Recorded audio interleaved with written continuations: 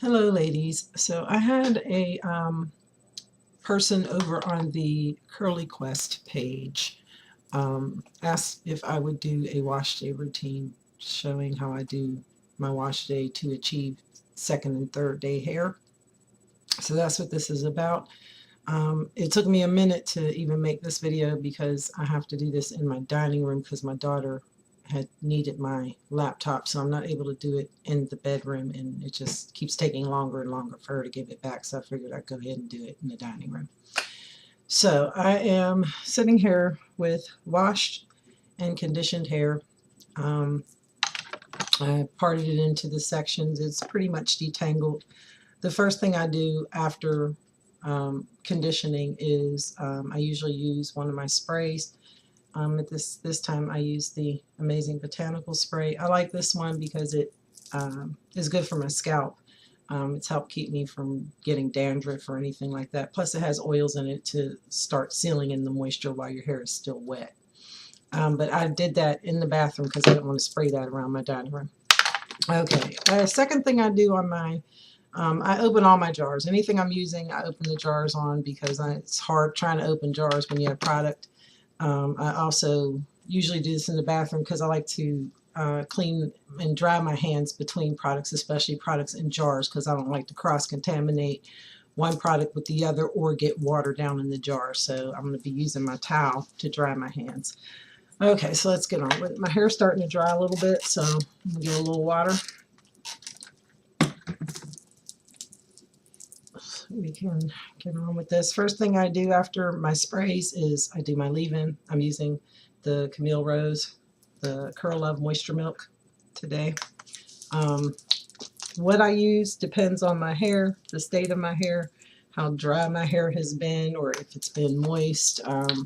But Camille Rose is a staple, so I figured it would be good for this video because I use it I can use it on almost any occasion. So let's work that through the section. Then I'm trying a new product that I got with an order. It's a sample, and it is this one.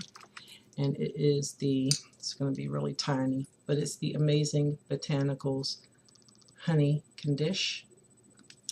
Never tried it before. It says that it can be used as a deep conditioner. It says it can be used as a leave-in. It says it can be used as a styler. So I'm going to use this kind of in place of a styler since I already put my leave-in in. I will do a review on it because it'll be my first time using it. I decided not to use it as a deep conditioner simply because if I did it that way, I'd only get really one use out of it and I wouldn't be able to try it in any other way. So I'm going to try it as a styler and as a leave-in. Today it'll be as a styler. It smells like, actually it smells quite like standard Pond's cold cream or something in that nature, and it has it's kind of thick, but it's very lotiony. I had seen on their website where some people said they used it to do twists and stuff. I don't know if it'd be heavy enough for that for me, but feels good in my hands, and it's got some good ingredients, and I'll go into all of that when I do the review.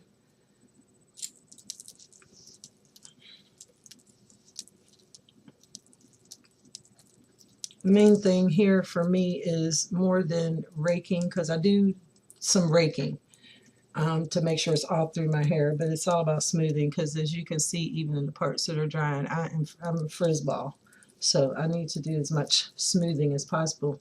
This feels pretty good. It's got nice slip. I'll say that. It's got really nice slip. Okay, so from there I go on to my heavier. Now it also depends. If my hair is really dry, I would add some curl enhancing smoothie to this routine, just a small amount to add some extra moisture. But since I've been doing the greenhouse effect, I don't always need that extra moisture. So curl enhancing smoothie, rather than just being something I add, I've been using it now when I use it as a moisturizer by itself, just not as just an extra step. Okay, get this off my hands. Okay, so now I move on to my buttercream. This is Cocoa Curls. I have the big jar. This was a sample jar. I keep the big jar in the fridge because I have seen for some people Cocoa Curls mold.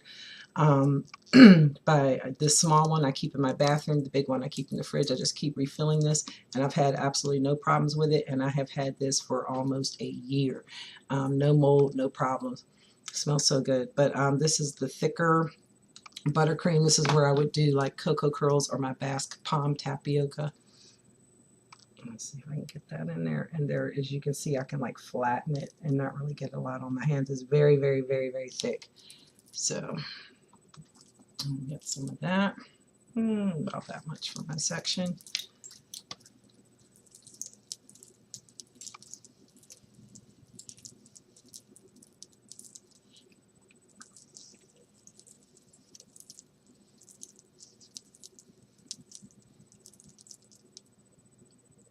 Get it all the way to the ends.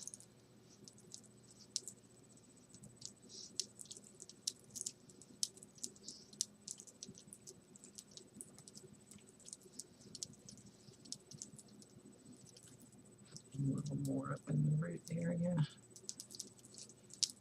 especially around the front here.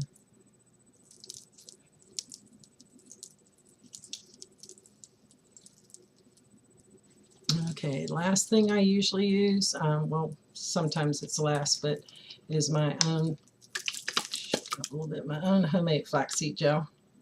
My flaxseed gel has oils in it, usually some broccoli seed, some castor, some always vitamin E.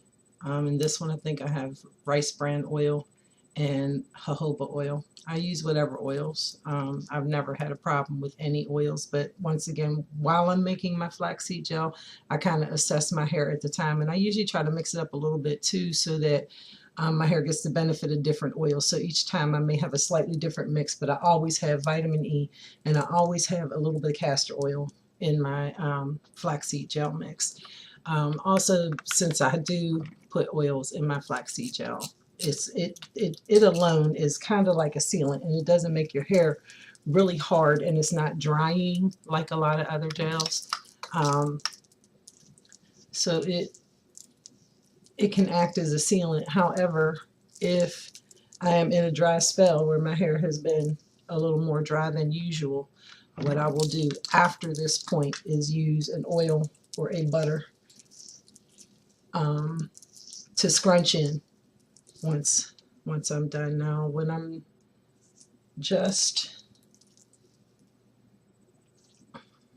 give it a little break, when I'm just letting my hair be what it is and do what it do, I'd be done, you know, with this section at this point. If I am forming my curls, this is the point where I do that. And as I'm forming, let me add little bits of gel where it didn't get to.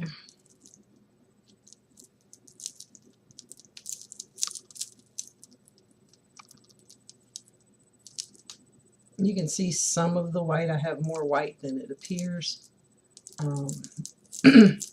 You can see some of it on camera, but most of it doesn't show.